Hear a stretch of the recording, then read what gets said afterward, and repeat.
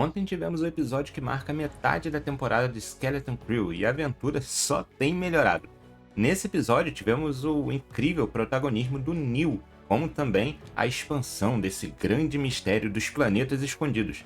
Vamos comentar bastante sobre esse episódio de ontem e algumas referências aí que eu encontrei até com a nossa história mesmo. Então, só vou deixar um aviso, hein? Vai ter spoiler.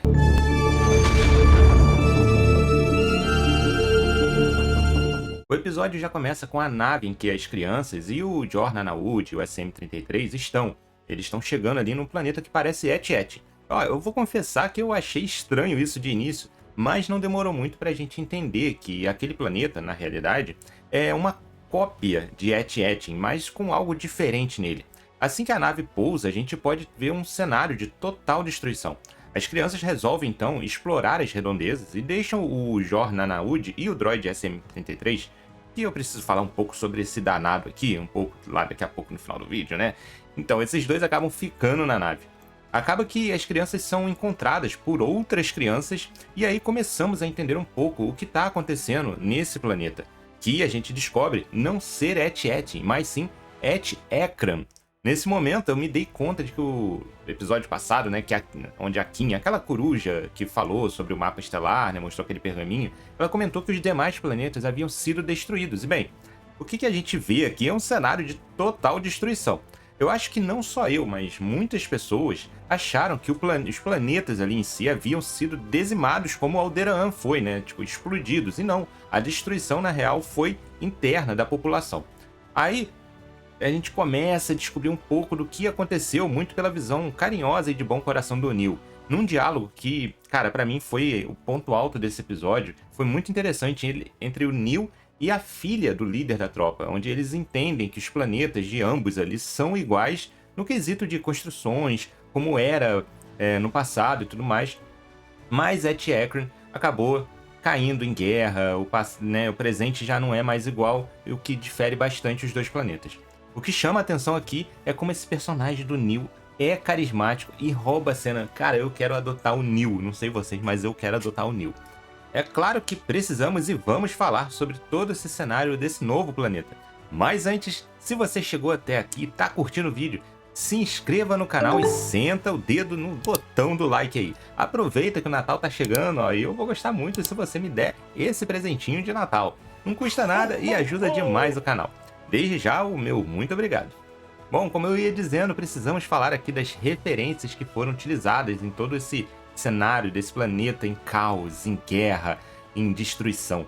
É claro que estamos acostumados com todo esse lance de guerra sempre acontecendo nos filmes e vemos como, por exemplo, a rebelião em Rogue One, em Endor e até nos filmes, os uniformes são sempre muito maltratados, né? Aquele cenário assim de destruição que contrasta muito com o Império, sempre com armaduras brancas, limpas, muito belas, uniformes dos comandantes todo ajeitadinho e tal.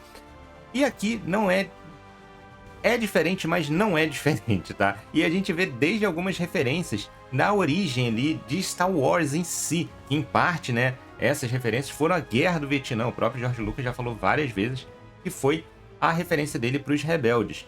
E aí a gente vê toda essa questão de guerras civis que são travadas até hoje pelo mundo, né? Até pelo cenário que a gente vê nesse episódio. Então, visualmente, eu achei muito parecido ali os uniformes com o que a gente vê, e até em alguns filmes, como Full Metal Jacket, né? Do Stanley Kubrick, que eu não vou recordar agora o nome do nome em português, se eu não me engano é Nascido para Matar, se eu estiver errado eu vou botar o texto aqui. Mas é muito parecido, até a roupa da menina, né? A filha lá do líder, é muito similar, né? O cenário do planeta, como é muito parecido com o Et-Et, ele me deu novamente essa sensação das construções, usando todo o brutalismo que foi utilizado na União Soviética. E aí, como a gente tá vendo uma guerra, tá vendo toda essa questão ali do cenário do planeta, como é montada a arquitetura, as construções, me deu a sensação de um filme de guerra se passando no leste europeu. E outro paralelo também, que eu não pude deixar passar, e lembrei na hora que vi, foi a estátua do que parecia ter sido o supervisor, pelo menos as crianças acham que era o supervisor de Et-Ekran, que tinha ali parte dela já destruída, né? O supervisor em Et-Ekran pode ter sido um líder ou ditador e que provavelmente aí com a sua queda, a guerra tomou conta do planeta. Essa estátua, ela me lembrou muito outras estátuas de pessoas e líderes, até ditadores que a gente teve pela nossa história. Eu vou deixar algumas passando aqui, sem entrar em mérito de líder, ditador, nada disso, só referências que eu vi que são muito parecidas, tá? E claro, depois de toda a confusão que as crianças se meteram, acaba que o Jor-Dan Nahud acaba salvando o dia ali, né? Salva as crianças, pagando com os créditos do Win, que ele acaba dizendo que roubou mesmo. Não era para esse uso, né? Mas fazer o que? Aconteceu. Ele acaba utilizando os créditos para comprar dos adultos lá, que a gente vê no início do episódio, os animais que foram roubados dessa gangue, dessa guerrilha ali onde as crianças estavam. Nesse momento, eles acabam partindo, finalmente, para o que seria a torre do supervisor de Et-Ekran, onde, segundo eles falaram ali, em Et-Et, ninguém tem permissão de subir lá. De novo, isso me lembrou demais, como eu disse em análises passadas, do Mágico de Oz, onde um ser todo-poderoso não pode ser acessado por qualquer pessoa. E aqui que entra o grande mistério, né? Ele volta a aparecer, que são os mistérios dos planetas. E aí a gente começa a conta-gotas, ter a revelação do que está acontecendo. A gente descobre então o nome de outros planetas que faziam parte também desse plano da República, das joias da República, que são, além de Et-Ekran e Et-Et, os planetas Et-Aitu, Et-Arícia, Et-Arivan, ou Aravan, eu não lembro agora o nome, e Et-Akoda. Eu vou deixar os nomes escritos aqui na tela para ficar mais fácil para vocês verem. Pelas minhas contas, ainda faltam alguns planetas nessa lista. Resta saber se a gente vai descobrir todos eles.